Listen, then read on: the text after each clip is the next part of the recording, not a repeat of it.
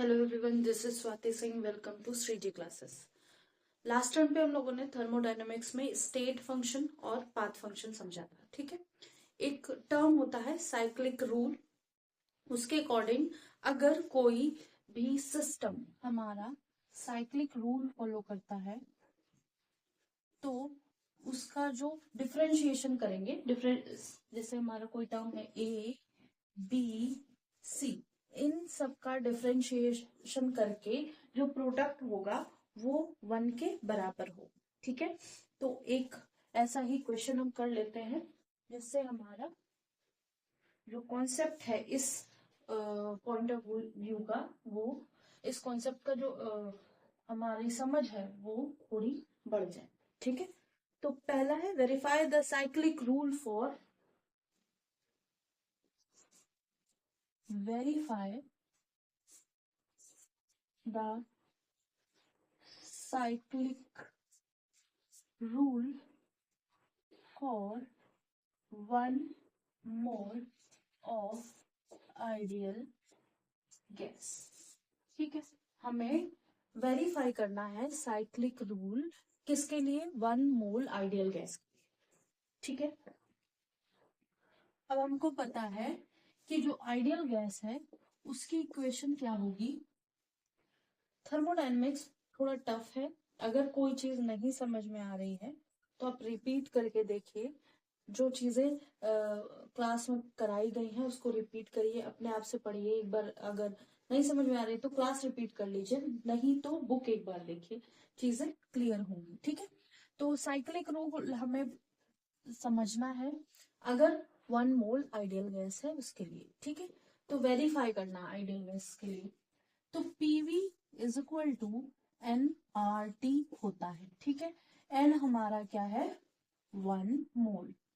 तो हम लोगों ने क्या किया, P V is equal to R T कर दिया। ठीक है, अब यहाँ पे क्या है, हम P V is equal to R T लिख सकते हैं। अब हम लोगों को एक चीज ये पता है कि ये हमेशा कांस्टेंट रहेगा, ऑलवेज कांस्टेंट। जब आर जो गैस कांस्टेंट है हमेशा कांस्टेंट रहेगा, तो पी जो प्रेशर है, वी वॉल्यूम है, टी टेम्परेचर, ये चेंज हो सकते हैं किसी भी सिस्टम का। कभी कभी हम बोलेंगे कि प्रेशर कांस्टेंट है, वॉल्यूम कांस्टेंट है, टेम्परेचर कांस्टेंट है। अगर हम प्रेशर कांस्टेंट बोल रहे हैं तो वॉल्यूम और टेम्परेचर हम वेरिएबल मान सकते हैं। ठीक है, या फिर हम दो चीजें कांस्टेंट मान रहे होंगे कि प्रेशर वॉल्यूम कांस्टेंट है, टी हमने कुछ वेरिएबल करके देखा। ठीक है, तो ऐसे चेंजेस करके देखेंगे। ठीक है, तो हम यहाँ पे इस टर्म में मान रहे हैं कि हमारा जो आर है वो तो हमेशा हर इक्वेशन में कांस्टेंट रहेगा। ठीक है, हमने पी वी और टी के बारे में सोचना है यहाँ पे। ठीक है, तो हम अगर ऐसे लिख देते हैं, इसको डिफ्रेंशिएट करके लिखते हैं, क्योंकि ये मल्टीप्लीकेशन में है तो डिफ्रेंशिएट, टोटल डिफ्रेंशिएट करेंगे तो डीपी। ठीक है, पी का फर्स्ट का डिफ्रेंशिएशन करेंगे, नहीं ऐसे नहीं करते हैं, P differentiation of second plus V differentiation of first is equal to R, तो कांस्टेंट है, और dt। ऐसे लिख सकते हैं इस इक्वेशन को। इस इक्वेशन को हम लोगों ने इस तरह लिख लिया। एक हमारी ये इक्वेशन थी, फिर हमने इस तरह बनाई, क्योंकि 1 मोल दिया है तो इसको भी 1 मान सकते हैं। ये हमारी थर्ड इक्वेशन। ठीक है, हमने क्या किया, डिफ्रेंशिएट किया, डिफ्रेंशिएटिंग द इक्वेशन, यहाँ पे लिख सकते हैं डिफ्रेंशिएटिंग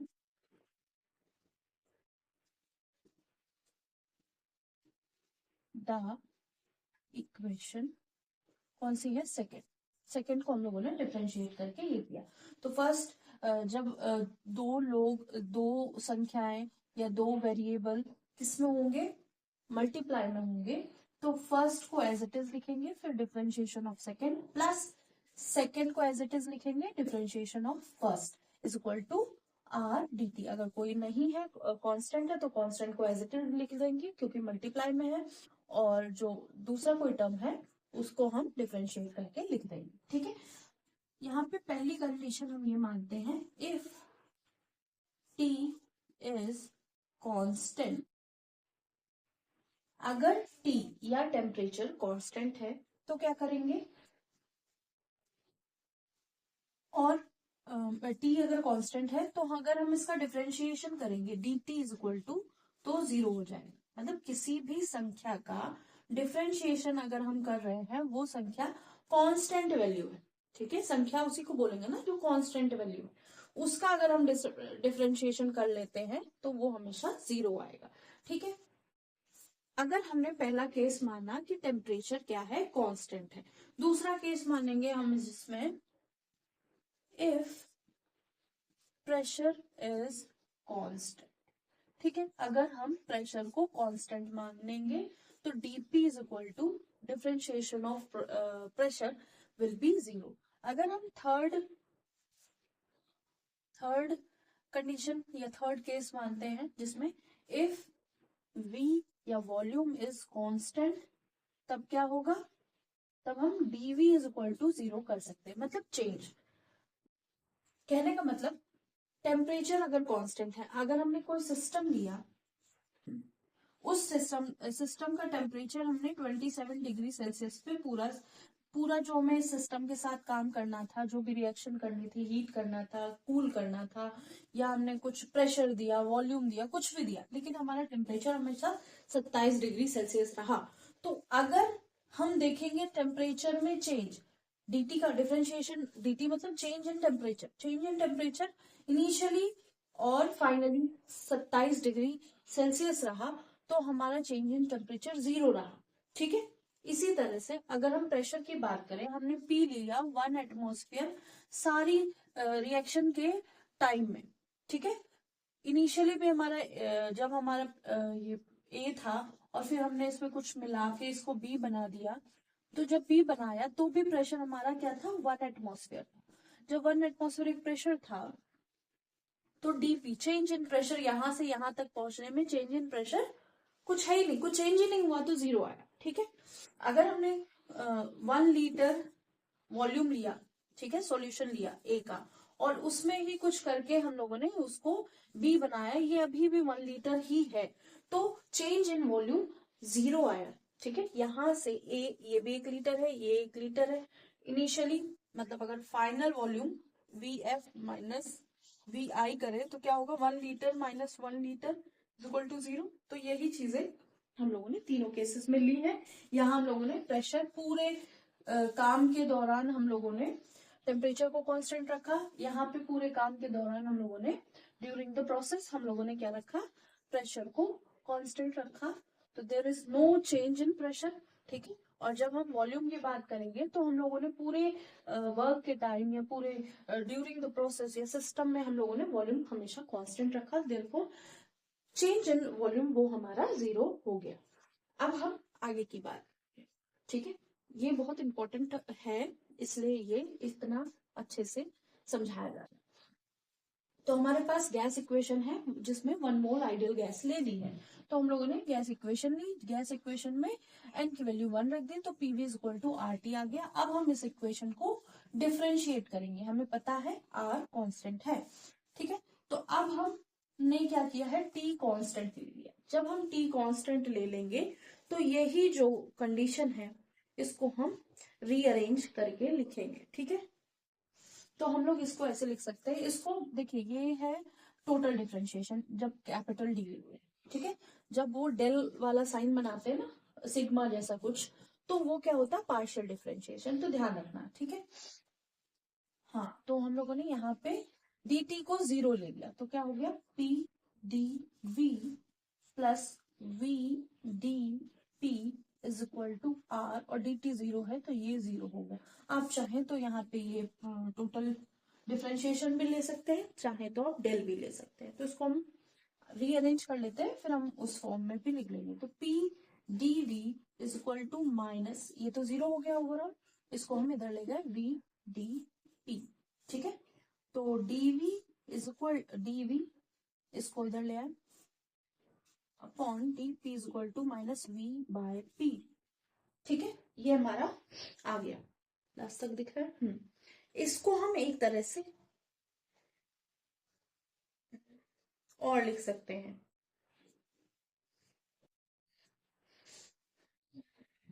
हम लोगों ने क्या किया, इसको इधर कर दिया, ऐसा करते हैं, पी वाले टर्म को पहले रखते हैं, ऊपर रखते हैं, ठीक है, वॉल्यूम वाले को नीचे रखते हैं। तो इसके लिए हम क्या करेंगे, V D P is equal to minus P D V, ठीक है, dp by dv is equal to minus p by v।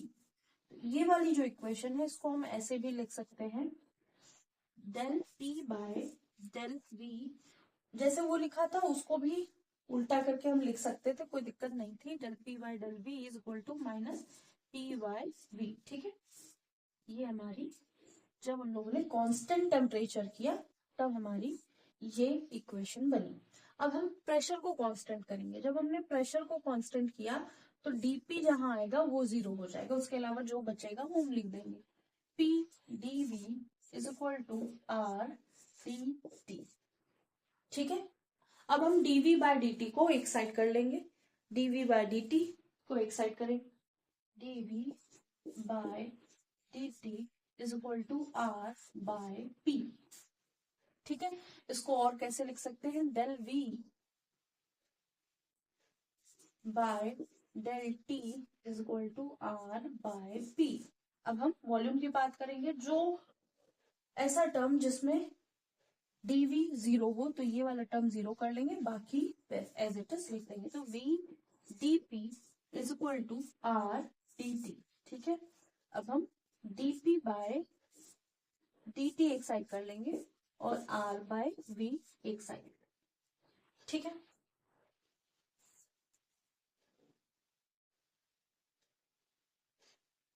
ठीक है, और उसके हिसाब से हम रीअरेंज करेंगे, क्योंकि साइक्लिक रूल के अकॉर्डिंग क्या होता है, सबका प्रोडक्ट 1 के बराबर होगा, ठीक है।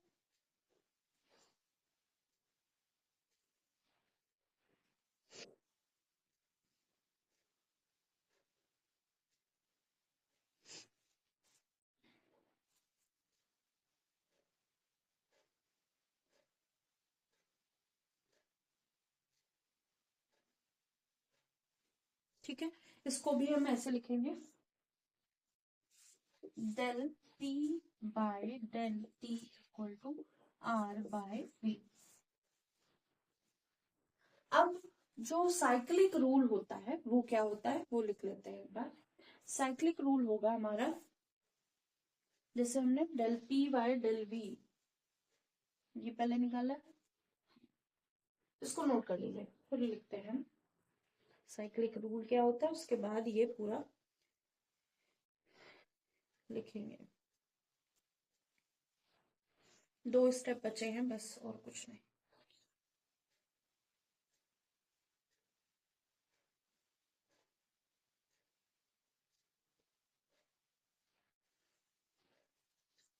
ओवरऑल हम लोगों को +1 -1 ऐसे 1 के इक्वल लेके आना है, ठीक है।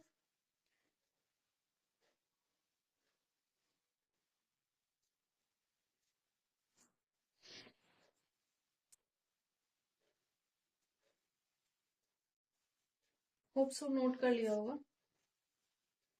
इसको रब करते हैं।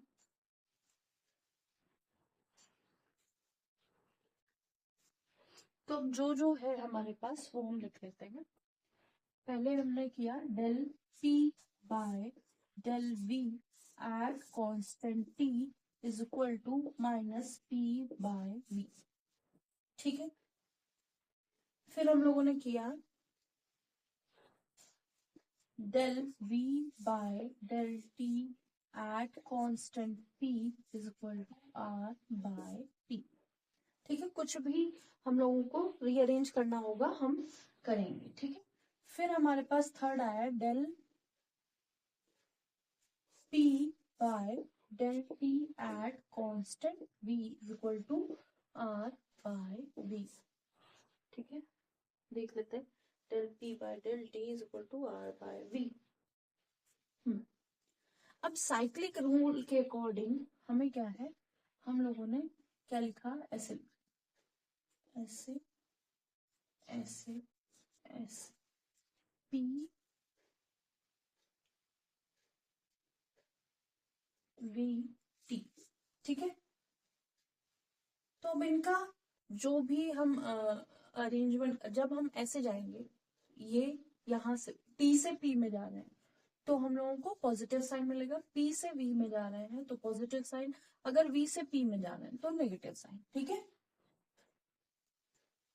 तो ये साइन वाला टर्म भी बाद में बताएंगे, पहले हम ये अपना सॉल्व करते हैं क्वेश्चन, ठीक है। वर्क वर्क की बात करेंगे। टर्म साइक्लिक जरूरी नहीं है सर्कल हो, स्क्वायर भी हो सकता है, ट्रायंगुलर भी हो सकता है, ठीक है। हाँ, तो अब हम सारे टर्म्स को साइक्लिक रूल के अकॉर्डिंग रख लेंगे। इसको रख कर देते हैं।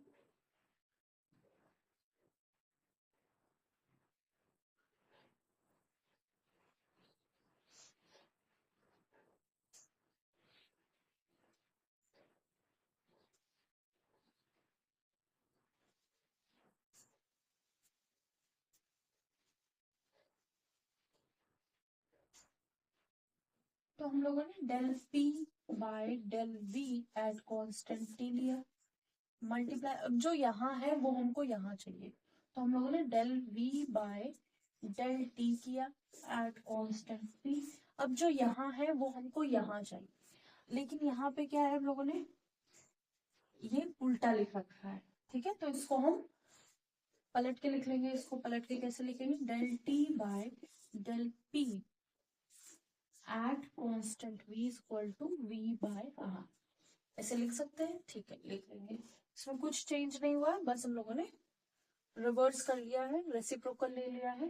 तो यहाँ पे जो है del T by del P at constant v is equal to, जो जो हमारे पास टर्म्स है वो रखिए,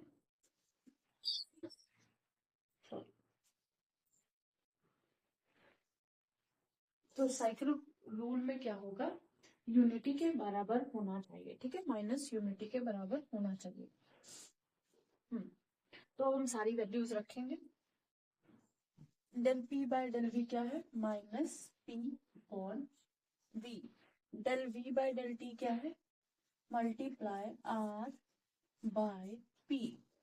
और del T by del P क्या है, वी बाय आर। तो अब हम सबको वैल्यू रख चुके हैं, हमको पता है कि सब कट जाएगा, यूनिटी आएगा, और वो भी नेगेटिव का। यही हमारा साइक्लिक रूल। साइक्लिक रूल क्या है कि जो भी हम वेरिएबल टर्म्स लेंगे वो एक दूसरे से रिलेटेड होंगे, दो को हम कंसिडर करेंगे, तीसरे को कांस्टेंट रखेंगे, फिर दो को कांस्टेंट कंसिडर करेंगे, तीसरे को कांस्टेंट रखेंगे, फिर दो को कंसिडर करेंगे, थर्ड को कांस्टेंट रखेंगे, और सबका जब हम मल्टीप्लाई करेंगे डिफरेंशिएशन करने के बाद, तो हमारी जो वैल्यू आएगी वो माइनस यूनिटी आएगी। यही है हमारा साइक्लिक रूल, ठीक है। और 1 मोल आइडियल गैस के लिए जो हम लोगों ने साइक्लिक रूल वेरीफाई कर लिया है, इसको नोट कर लीजिए। पहले हम लोगों ने ये निकाला था, फिर ये, फिर इसको हम लोगों ने रेसिप्रोकल करके लिख लिया, जिस हिसाब से हमको चाहिए उस हिसाब से लिख लिया। अब जैसे हमने पहले पी बाय वी निकाला, अगर हमें वी बाय पी निकाले फिर भी हम रीअरेंज करके लिखते उसको, ठीक है, तो ध्यान रखिएगा ये सब।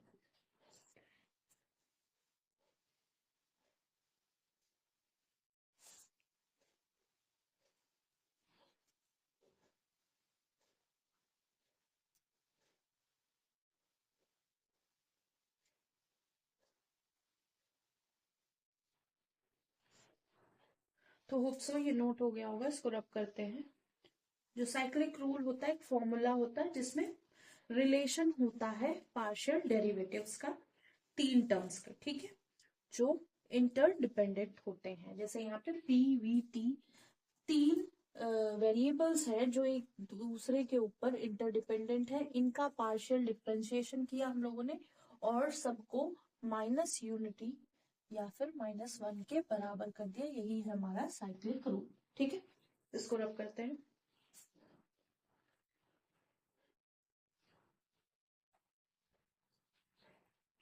अब थर्मोडायनेमिक थर्मोडायनेमिक स्टेट की बात करेंगे, ठीक है। Thermodynamic state of system. जब हम थर्मोडायनेमिक स्टेट, किसी भी सिस्टम के थर्मोडायनेमिक स्टेट की बात करेंगे तब क्या हो रहा होगा। तो पहली चीज ये है कि किसी भी सिस्टम के थर्मोडायनेमिक स्टेट की बात कर रहे होंगे तो पीवीटी कंप्लीटली डिफाइंड होंगे, ठीक है। तो लिख देते हैं, कोई भी सिस्टम कोई स्टेट को डिफाइन कर रहा होगा तो वहां पे लिख सकते हैं P V T R completely defined. अगर हम किसी सिस्टम के किसी स्टेट की बात कर रहे हैं तो वहां पे पीवीटी कंप्लीटली डिफाइंड होने चाहिए हम लोग, ठीक है। या फिर Pvt completely define the system, system के बारे में पीवीटी पूरी तरह बता रहे हो, ये भी लिख सकते हैं।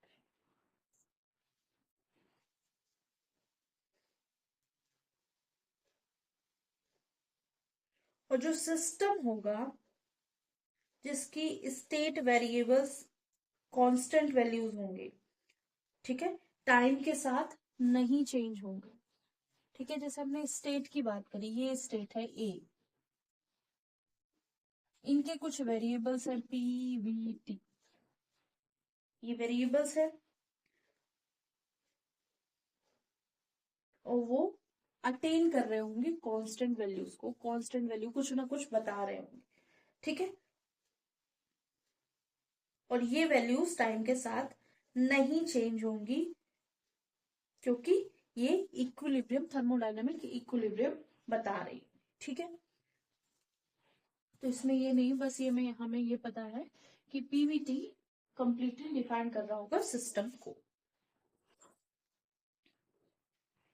तो अगर कोई चेंज होगा, कोई भी चेंज इन स्टेट होगा, चेंज इन स्टेट होगा, तब क्या हो रहा होगा। जैसे कोई भी ए कंडीशन है वहां से बी कंडीशन बन रही होगी, तो यहाँ पे क्या क्या कंडीशन हो सकती है। हमने कोई सिस्टम लिया, वो ए जैसा दिखता था, हमने कुछ किया वो बी जैसा दिखने लगा, ठीक है। तो ये पहली कंडीशन है, इनिशियल है, तो आईएन लिख लेते हैं, इनिशियल, और ये है फाइनल।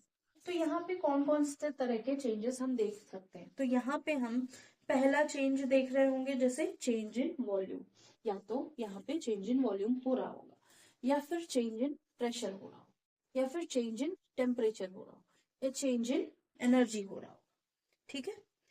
या फिर चेंज इन एंथैल्पी हो रहा हो, चेंज इन एंट्रोपी हो रहा होगा, तो कुछ भी चेंजेस हो सकते हैं। तो यहाँ पे जो वॉल्यूम V1 लेंगे, प्रेशर P1 लेंगे, टेम्परेचर T1 लेंगे, एंट्रोपी S1 लेंगे, एंथैल्पी H1 लेंगे, और यहाँ पे वॉल्यूम या फिर I ले सकते हैं इनको, ठीक है। Volume final pressure, final temperature, final entropy, final enthalpy, कुछ भी ले सकते हैं। तो चेंजेस जो होंगे स्टेट में वो इनिशियल और फाइनल में, वॉल्यूम के रिस्पेक्ट में, प्रेशर के रिस्पेक्ट में, टेम्परेचर के रिस्पेक्ट में, एंथैल्पी के रिस्पेक्ट में, एंट्रोपी के रिस्पेक्ट में देखने को मिल सकते हैं, ठीक है। अब हम बात करेंगे थर्मोडायनेमिक्स प्रोसेसेस की, ठीक है। तो अभी तक जो चीजें हैं, बेसिक चीजें हैं कि आनी चाहिए ये सारी चीजें, कि चेंज इन स्टेट हो रहा होगा तो क्या हो रहा, वॉल्यूम यहाँ 1 लीटर होगा, हो सकता है यहाँ पे 1.2 लीटर हो जाए। यहाँ पे एंट्रोपी कम होगी, एंट्रोपी मतलब रेंडमनेस, मतलब यहाँ पे बहुत ज्यादा डिस्टर्बेंस, ऐसे ऐसे पार्टिकल घूम रहे होंगे, यहाँ नॉर्मल होंगे। यहाँ पे एंट्रोपी हो सकता है ज्यादा हो क्योंकि रिएक्शन हो रही है, और यहाँ पे क्या है, एंट्रोपी हो सकता है कम हो जाए, ठीक है, या फिर बढ़ जाए, कोई जरूरी बात नहीं है। यहाँ पे प्रेशर 1 atm है, हो सकता है यहाँ पे 1.3 atm हो जाए, ठीक है, या फिर कम हो जाए, 0.3 atm हो जाए। यहाँ पे टेम्परेचर 27 डिग्री सेल्सियस है, हो सकता है यहाँ पे 30 डिग्री हो जाए। तो कुछ भी चेंजेस हो सकते हैं, कुछ भी कांस्टेंट हो सकता है, ठीक है। तो अब हम बात करेंगे थर्मोडायनेमिक प्रोसेसेस की। जो अभी तक पढ़ाया गया वो थोड़ा थोड़ा बेसिक है, अब जो पढ़ाया जाएगा वो ही इम्पोर्टेंट है। तो होप सो ये नोट कर लिया होगा, इसको रब करते हैं, इसमें कुछ ज्यादा नहीं समझना था।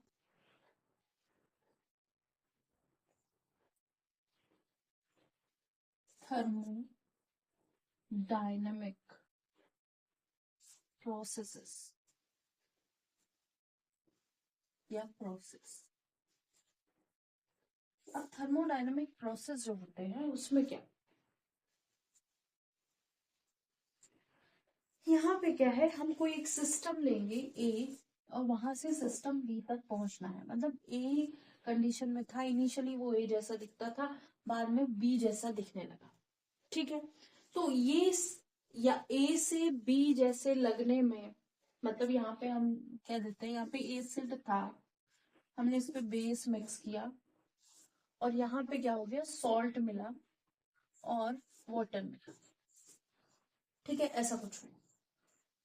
तो यहाँ से यहाँ बनने में हम लोगों ने नंबर ऑफ प्रोसेसेस यूज करे, बहुत सारे प्रोसेस यूज किए, एसिड लिया, बेस मिलाया, फिर उसमें थोड़ा चेंजेस देखने को मिले, हीट हो सकता है। अगर हम ले लें NaOH, नहीं, हम लोग लेते हैं लाइम, लाइम लिया, लाइम में हम लोगों ने वाटर मिक्स कर, तो यहाँ पे क्या होगा, हीट निकलेगी, बहुत ज्यादा हीट निकलेगी और ये क्या हो जाएगा, स्लेग लाइम बन जाएगा।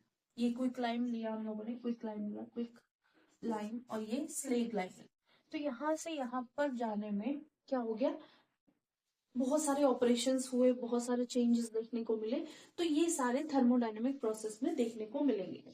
तो रिएक्शन के रिस्पेक्ट में नहीं, हम लोग सिस्टम के रिस्पेक्ट में बात करेंगे। प्रोसेस कौन कौन से हैं, क्या क्या हो रहा होगा, कौन कौन सी चीज हम कांस्टेंट ले रहे होंगे, उसके रिस्पेक्ट में हम बात करेंगे। तो जो हमारा काम होगा, जो हमारा वर्क होगा, उसके ऊपर कैसा प्रोसेस लग रहा होगा, या फिर हम जो काम कर रहे हैं वहां पे हम लोगों ने क्या क्या चीजें, हम जो नंबर ऑफ पैटर्न्स या नंबर ऑफ चीजें हम कर रहे हैं उस सिस्टम के साथ, वो सिस्टम किस किस ऑपरेशन से होकर गुजर रहा होगा, लास्ट में हमें फाइनली क्या मिल रहा होगा। तो ये सारी चीजें हम यहाँ करेंगे। तो पहला है हमारा, तो जो ऑपरेशन होते हैं सिस्टम पर in order to change from one state to another state, उसी को हम क्या कहते हैं, थर्मोडायनेमिक प्रोसेस कहते हैं। तो पहला हमारा थर्मोडायनेमिक प्रोसेस जो है, हमारे यहाँ पे 7 थर्मोडायनेमिक प्रोसेस पढ़ेंगे। तो पहला है आइसोथर्मल प्रोसेस, आइसोथर्मल प्रोसेस। ठीक है, सेकेंड है, पहला है आइसोथर्मल, सेकेंड है adiabatic process, adiabatic process. Third है हमारे पास जो प्रोसेस है हमारा थर्मोडायनेमिक प्रोसेस, उसका नाम है साइक्लिक प्रोसेस। फोर्थ जो हमारा थर्मोडायनेमिक प्रोसेस है उसका नाम है आइसोकोरिक प्रोसेस, आइसोकोरिक प्रोसेस। ठीक है, फिफ्थ जो है वो क्या है हमारे पास, आइसोबेरिक या आइसोबारिक प्रोसेस, आइसो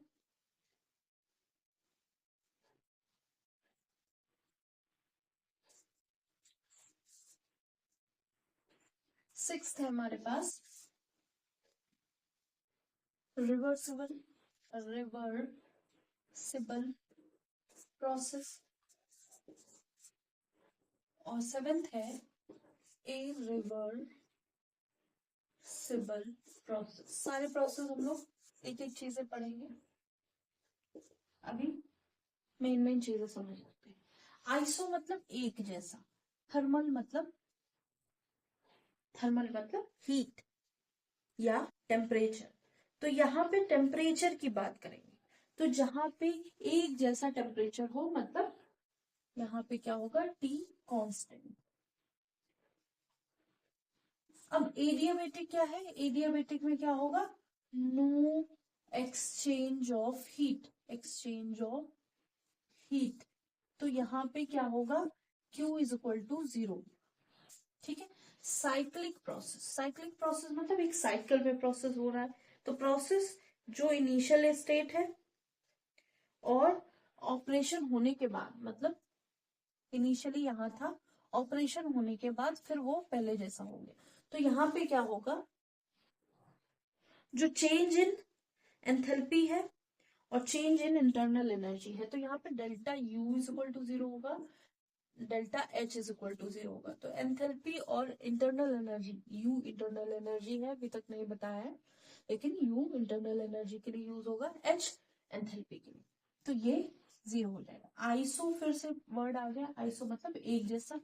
कोरिक, कोरिक यहाँ पे क्या होगा, कोरिक वर्ड यहाँ पे वॉल्यूम कांस्टेंट के लिए लिखा जाएगा। तो यहाँ पे V जो हमारा होगा वो कांस्टेंट होगा और चेंज इन वॉल्यूम क्या हो जाएगा, 0 हो जाएगा। आइसोबारिक की बात करेंगे तो बार किसके लिए यूज होता है, प्रेशर के लिए। तो pressure is equal to constant, ऐसा सिस्टम जहां पे हम पूरे सिस्टम में प्रेशर कांस्टेंट रखेंगे तो डीपी इज इक्वल टू 0 हो जाएगा, कांस्टेंट, चेंज इन प्रेशर हुआ ही नहीं। रिवर्सिबल प्रोसेस क्या होता है, अगर कोई हम प्रोसेस कर रहे हैं, जैसे हम यहाँ से ए से बी में जा रहे हैं, पहले हम यहाँ पहुंचे, फिर हम यहाँ पहुंचे, फिर हम यहाँ पहुंचे, तो रिवर्सिबल प्रोसेस ऐसा होता है हम किसी भी स्टेप से पीछे आ सकते हैं, किसी भी स्टेप से इनिशियल कंडीशन में आ सकते हैं, किसी भी स्टेप से इनिशियल कंडीशन में आ सकते हैं। ये है रिवर्सिबल प्रोसेस।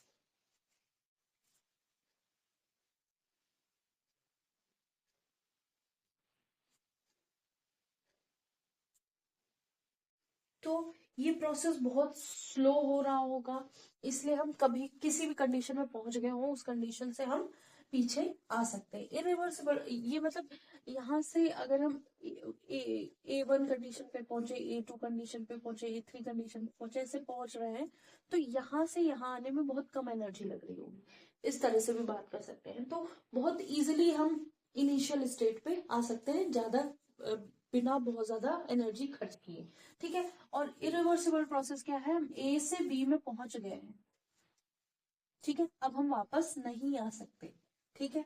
अगर हम वापस आना चाहते हैं तो ह्यूज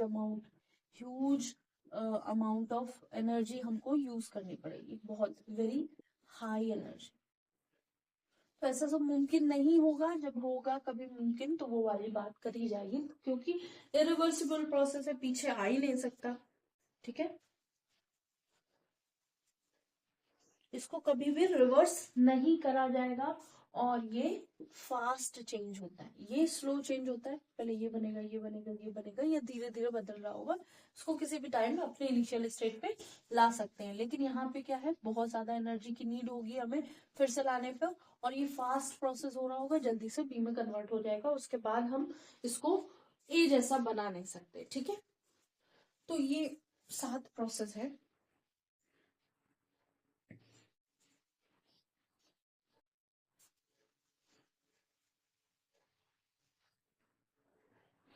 तो होप सो आज की क्लास समझ में आई होगी। फर्स्ट क्वेश्चन बहुत इंपॉर्टेंट था जो आज कराया गया। ये जो प्रोसेसेस हैं 2 क्लास में कंप्लीट कराएंगे। पहला जो 5 प्रोसेस है ये वाले, ये एक क्लास में कंप्लीट हो जाएंगे, रिवर्सिबल और इरिवर्सिबल एक क्लास में, ठीक है।